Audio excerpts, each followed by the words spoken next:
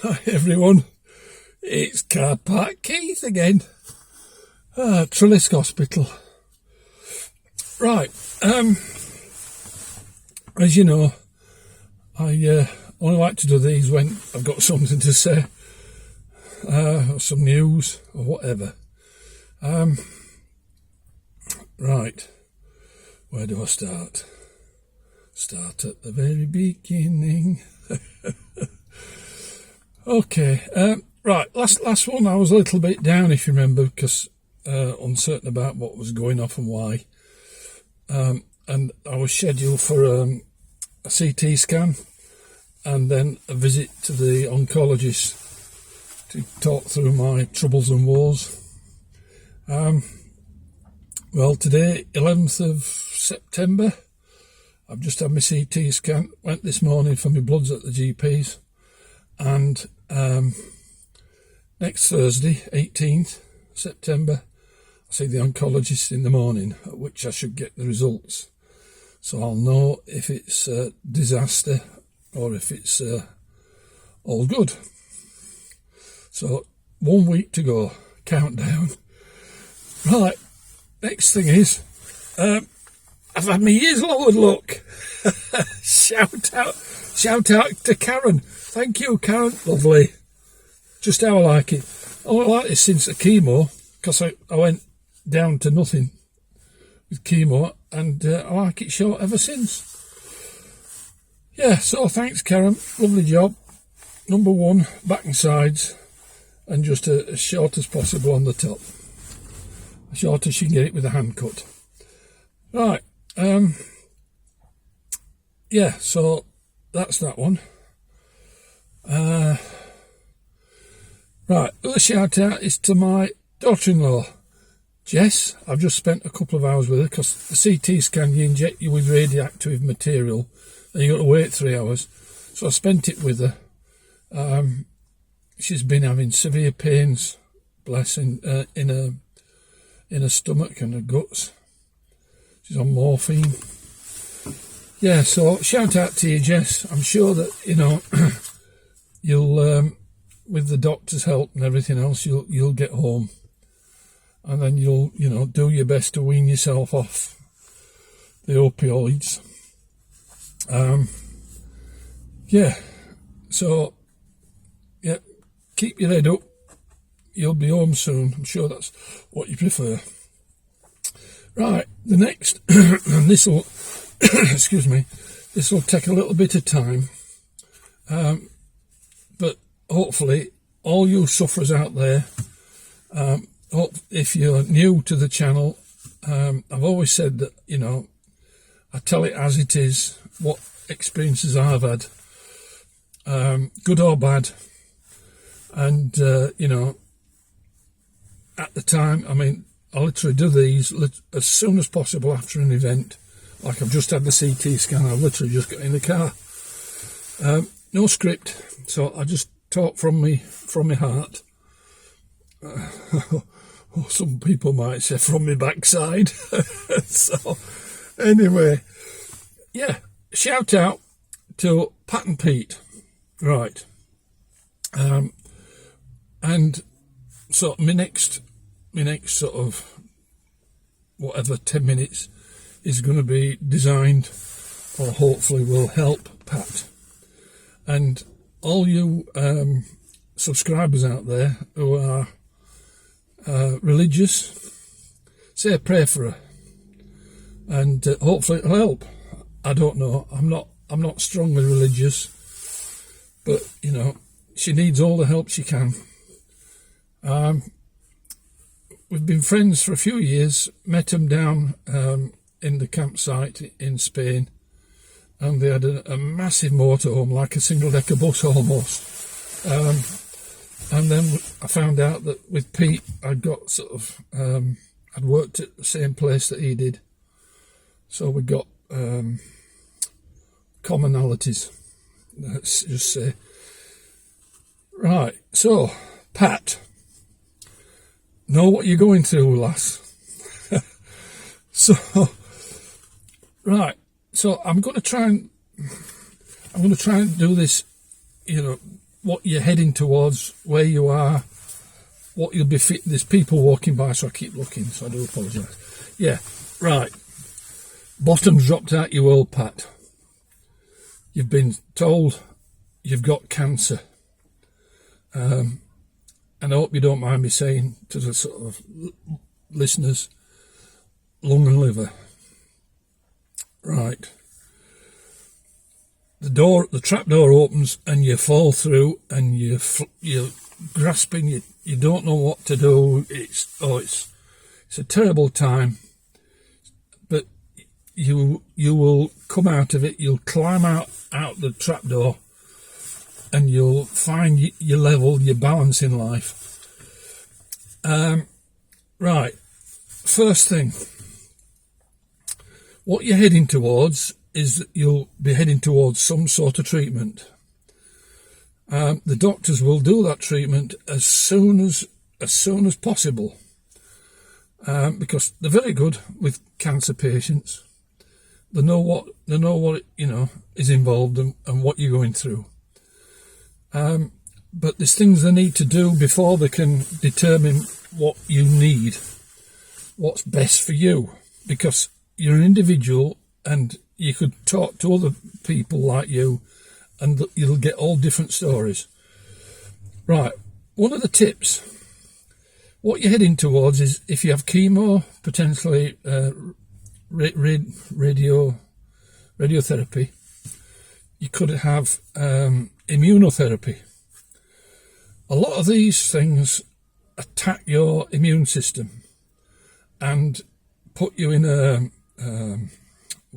vulnerable state, and there's a potential risk of sepsis. They'll tell you all this. So what you've got to do between now and then, and I know you want it to happen as soon as possible, you want the treatment as soon as possible, you want to get rid, you don't want it, you don't want cancer, and you know that it grows quick, and I want shot, I want the treatment, give me the treatment now, I want the treatment now. But, the doctors know what they're doing.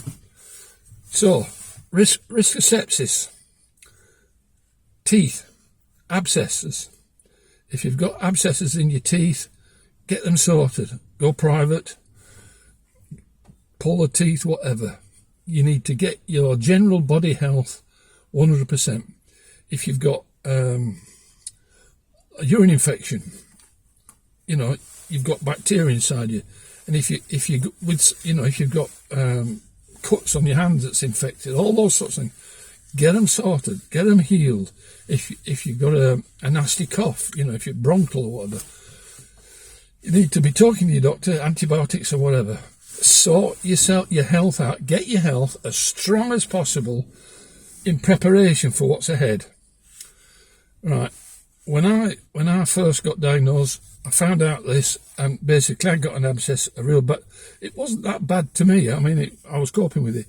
But when I went to the dentist, they x-rayed it, and it was actually up into and pushing against my nasal cavity. And she said when she extracts it, you might end up with a hole up into your nose. Oh, what? So, glad to be shot. Especially with chemo, they give you a card, which I've still got.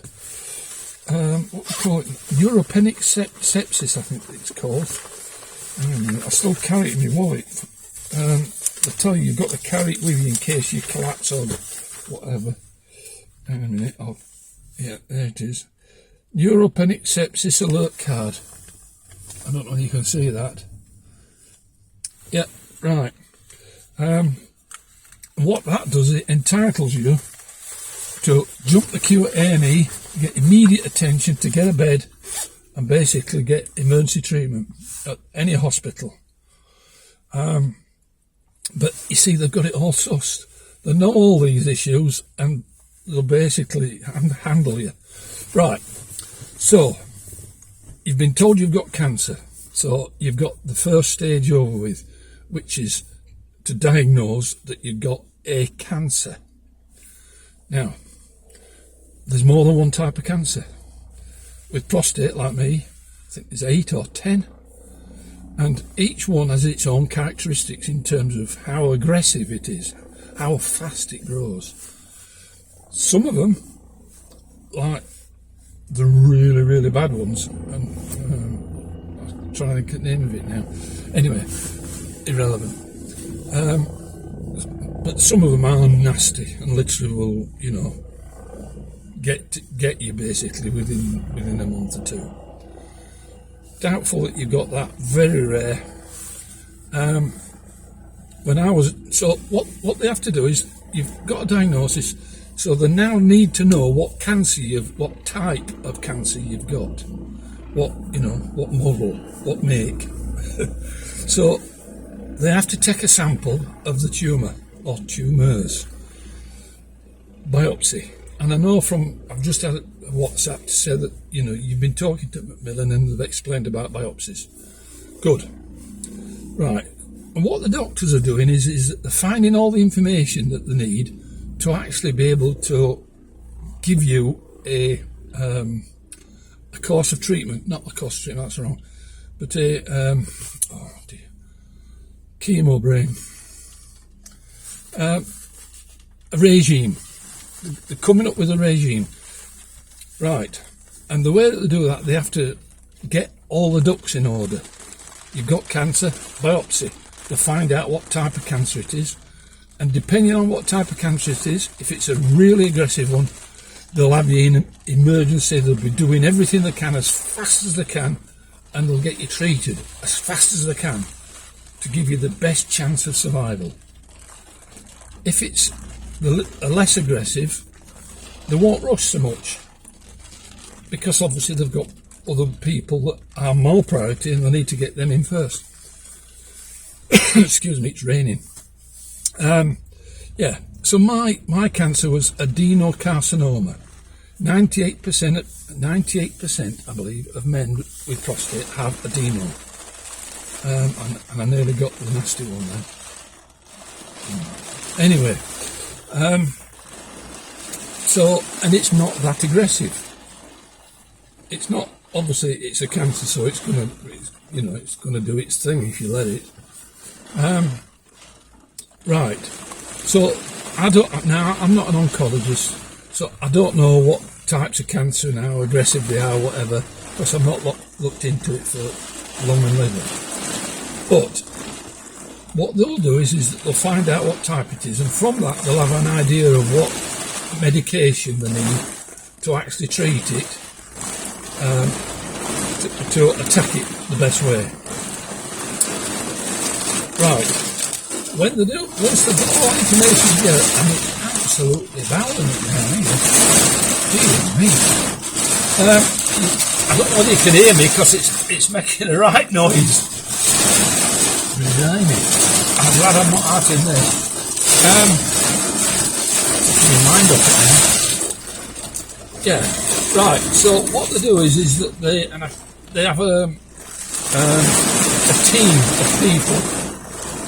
So they get radiologists, they get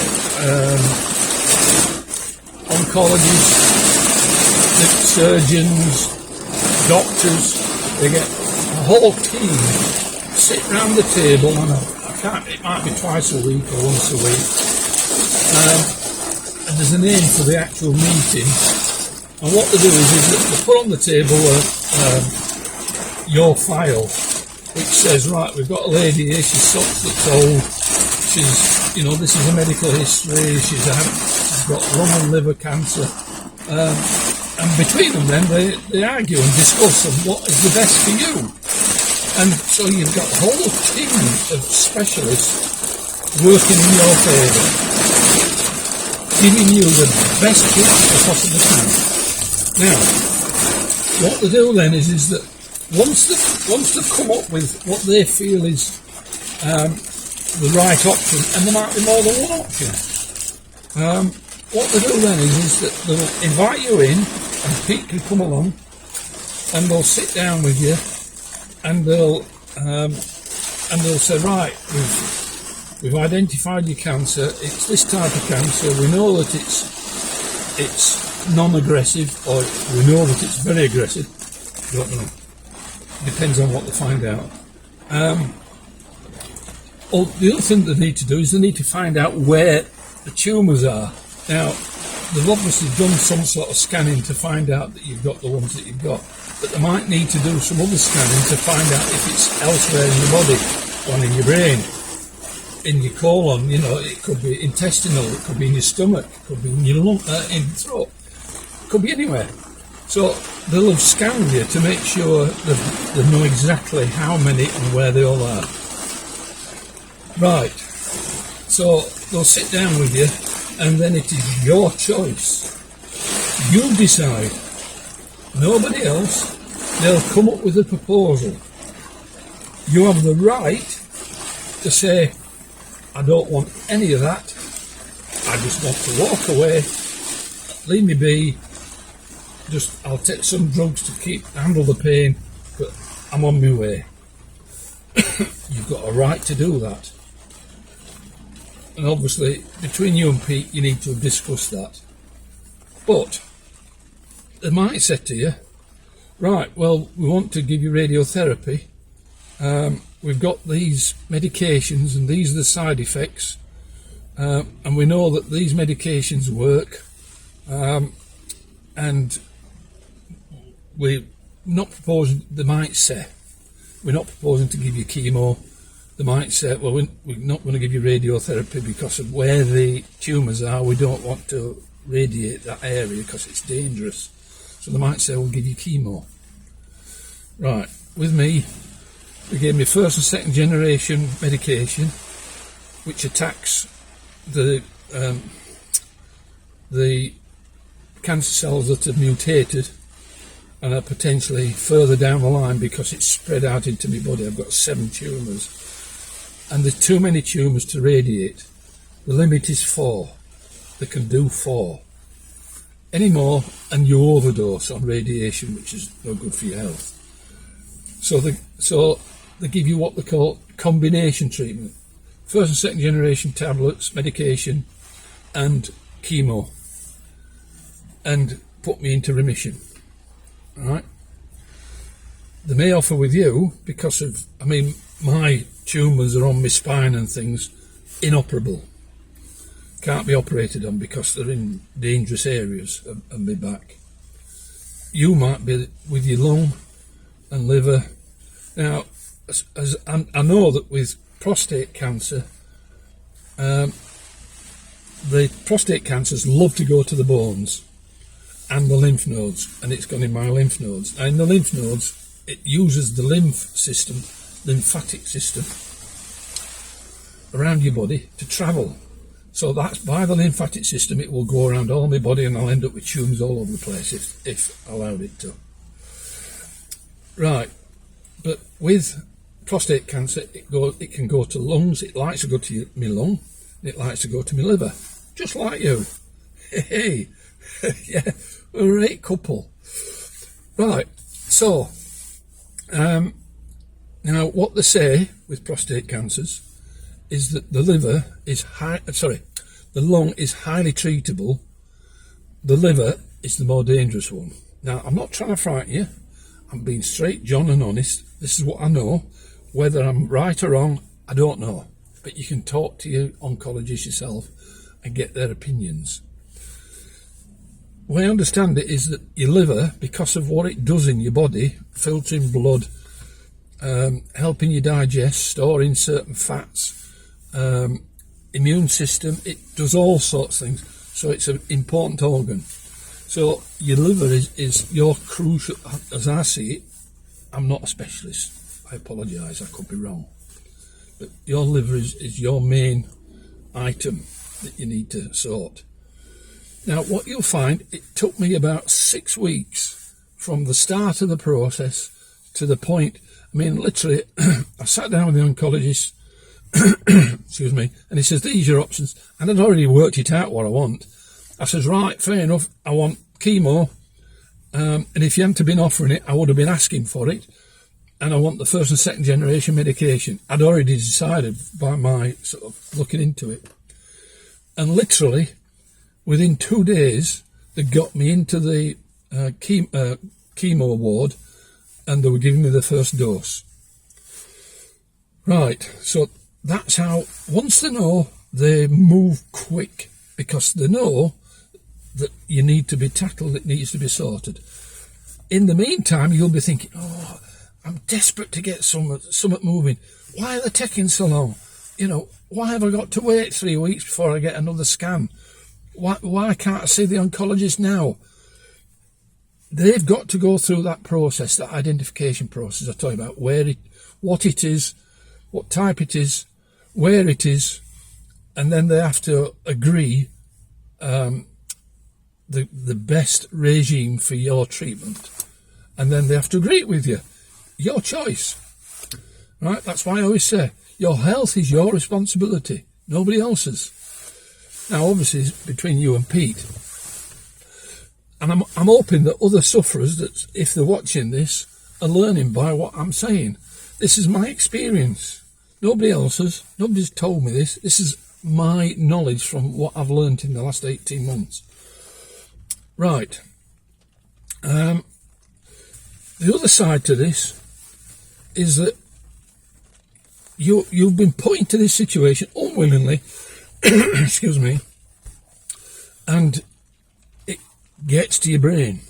Whether you like it or not, you're going to be put on treatments, some nasty, painful, fatigue, tiredness, loss of appetite, and you're going to be it's going to change your attitude, not attitude is the wrong word, but your the way that you behave, and your relationship, Pat, between you and Pete is going to get stressed. Right. And so this is for both of you, really. Pete is going to be suffering almost as bad as you are, Pat. You may not think it's you that's got cancer, I know. But what you've got to understand is that he's been married to you for all these years.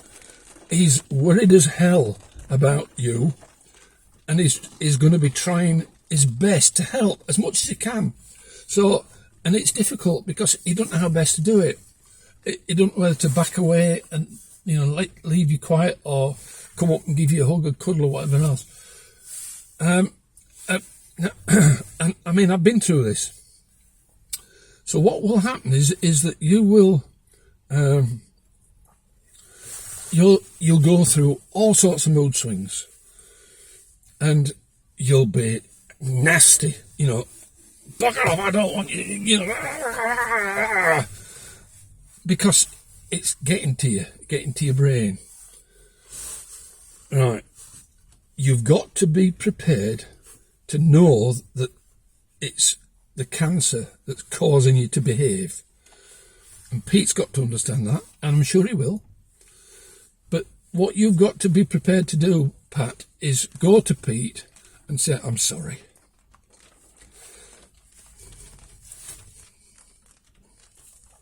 It's all right. I'm filling up.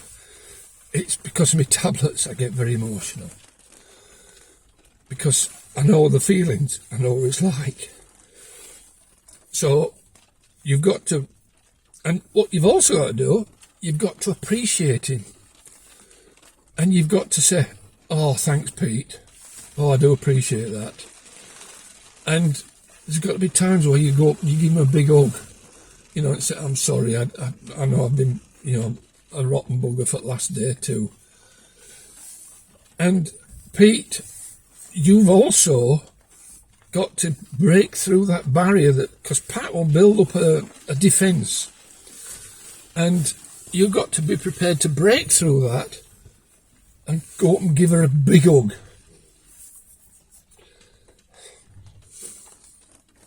Sorry. I'm trying to give you the best advice I can. That's why it's getting to me, because I've gone through it. I know what it feels like. Those moments when, you break through that relationship issues. Right. There was something went through my brain there. I thought, I've got to mention that. What was it now? What was it? Oh, bloody hell. And it's an important one. Chemo brain. So, yeah, what was it? I'm almost getting it. Oh dear. Oh, it's terrible. Yeah, right. Oh, I'll have to come back to you on it, I guess, because it's not coming into my brain. Yeah, right. So it's keeping your relationship going and getting the right level of understanding between you. Because Pat's going to need your help. She's going to need to use your, she's going to be asking your advice. What do I do? What should I do? What do you think I ought to do this? And you've got to try and understand and learn, Right. Oh dear. I wish I'd, because it's a finishing off thing. Oh, I tell you, I don't have any notes when I'm doing this. Yeah, so I've gone on for about 20 minutes, and if I'm sure Pete and Pat are really, understanding what I'm saying, and hopefully will benefit from it. And I hope other people who are, if you're watching this, the scanner went through. Time machine. Marty McFly's time machine. Yeah, see, and I saw the flux capacitor. you go into the thing, and there's a big glass screen, and it's got the buttons on it and the numbers and things. So I thought, but my arms were strapped. I couldn't set the date and time. Otherwise, I'd have gone like in 4 years advance when it's my anniversary, and to see if I'm still here. And I could have sent you a WhatsApp, Pat, to see if you're still here. Right. Oh dear. Yeah.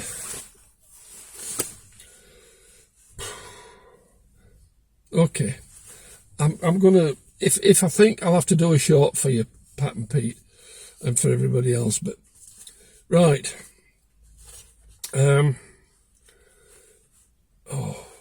And it nearly came to me. Oh, yes, I know where it is. The way, and I was pleased to see that Pete said that you were very positive. That is the best way, right? The way I see it, and the way I think about it, I've been given a blessing. I've been given something that's, what's the word? Oh dear. I've been given a real good thing. I can't, the terms I'm trying to get to. Right? Because, I've been going through heart issues and things, and on the horizon there was always, how long am I going to last? When am I going to have my heart attack? When am I going to die? And what I didn't want to be doing is seeing a double-decker bus coming to run over me and thinking, oh, I wish I'd done this. Oh, I wish I'd done that. Right? I've been given a God-blessed, and I'm not religious, but I've been given a God-blessed chance to change my life, be as positive as I can be, help others, yeah, like you, and live a rich tapestry, do things I've always wanted to do, like, yeah, look, it's still there. I've got my tat. It's my wife's name, and she's stolen my heart, right? And I'm going to cry again. It says Jenny, and she's flying away with my heart. So, right. And the other thing is that you've heard me say it before, I've got an invisible cloak of invincibility. Hey? Because what else can happen? I could die. Well, we're all going to die. But the fact is that if a copper came up and said to me, excuse me, sir, you've been speeding, I'd say, oh, I'm awfully sorry, officer. I'll not do it again. And I was up at Fort William with a camper, and I got a parking ticket. They're buggers, you know. They'd hidden this bloody little sign saying no campers, and then as soon as I parked, I literally walked out, and they must have watched camera, and they were there. Ticket on windscreen, £50 fine. And this woman, she's obviously, and there's a big burly bloke behind her, they're obviously expecting me to blow off and have a right curse and swear at him, because he's sort of there guarding her. And I said to her, "Oh, thank you very much. It's awfully kind." I mean, I was being a bit sarcastic. I said, "Awfully kind of you, because, I'm a visitor. And, it's such a nice place. And, it's brilliant of you to give me a £50 fine. And you'll have a nice day, won't you?" So I was taking the pee, but, I couldn't care less, right? Cloak of invincibility. You can't do nothing to me, right? Driving down the road, if somebody cuts me off, I'll say, "All right, thank you, wait, bye-bye." They might be giving me a finger or whatever, and I'll just ta-ta, woo, and I smile at him and I laugh. It's fantastic. It empowers you. You're invincible. I've got a superpower, and you've been given that same blessing that I've been given. And in a way, that's why I'm so positive, I'm so happy, because I've got this opportunity, and I'm making the damn best of it. And I was saying to an optician when he was checking me out the other day, I was talking about cancer and things, and he said, "Oh, I'm awfully sorry." I said, No, don't be. I says, I'm happy. I'm very positive, and I'm going to get to find out what happens when you die. I says, and I might meet my mum and dad, and I'm looking forward to it. So think positive, work it all out, and listen, I'm on WhatsApp, you've got my number. Send me if you've got questions that this has raised, send me a WhatsApp, a voice message, and I'll try and get back to you, and, I'll try and send another voice message back or whatever, because I'm not always, I'm sometimes fast asleep, because I'm so tired. Right, that's, where are we, 33 minutes coming up. I think that's enough. I've bored you all. But, yeah, well done, Pat. You've joined the club. I don't know what we're going to call it. Probably the over 60s club or something like that. Or the Big C club. Yeah. Right. I'm fingers crossed. I've not crossed any lines with you. I've not made you feel worse. I'm hoping that, you've learnt from me and that you're benefiting from it. Oh, yes, the final thing is, on your mobile phone, Google Calendar, right? You're going to be getting stacks and stacks of appointments. Hospital, bloods to be taken, scans, you name it. And what you don't want, you want to get yourself organised, because you don't want to be getting in a muddle and getting appointments mixed up and overlapping and things. So what I do is I go into Google Calendar, and on that, for each particular day, you can put in, at certain times, you can put in appointments or whatever you want. Don't just put it in that you've got a 9:30 appointment with the doctors. Before you save it, scroll down, and so far down it'll say default colour, and it'll show blue. Touch it and it'll come up with a pop-up list, and at the top, tomato red. Click on tomato red, and when you save and you go onto the main screen, you can just look, and you've got all these red blocks. They're the critical appointments. All right, and if you plan to go somewhere with Pete, put them in. All right, and then when the doctors phone you up and says, "Can we have an appointment?" or the oncologist or whatever, You'll be able to say, no, sorry, I've got an appointment for a scan that day. You'll be far better organised, and it'll remove a worry from you about keeping it all, all the balls up in the air, because you'll have an awful lot. My phone, my month, is just a mass of red tomatoes. So, anyway, that's another tip, you see, right? So, get your health, get any abscesses removed, teeth, whatever.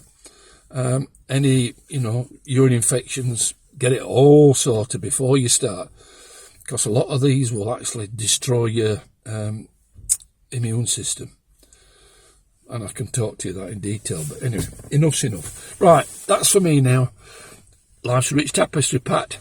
Make it colourful, right, and enjoy your life. Enjoy what you've got left to the full with Pete. Cheers, Pete, Pat.